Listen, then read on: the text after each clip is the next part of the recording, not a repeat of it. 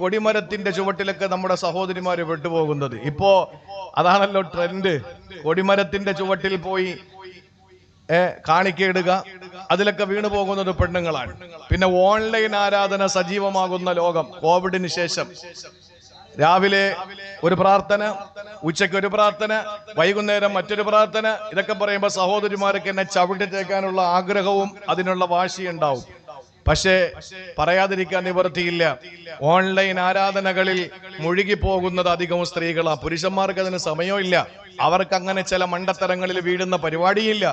അവർ കൃത്യമായി പള്ളിയിൽ ബാങ്ക് വിളിക്കുമ്പോൾ പോകും, നമസ്കരിക്കും, ഇമാം അവിടെ പറയുന്ന കാര്യങ്ങൾ കൃത്യമായി കേൾക്കും, വയലിന്റെ സദസ്സിൽ വരുന്ന കാര്യങ്ങൾ അവർക്ക് ഉൾക്കൊള്ളാൻ പറ്റുന്നത് ഉൾക്കൊള്ളും.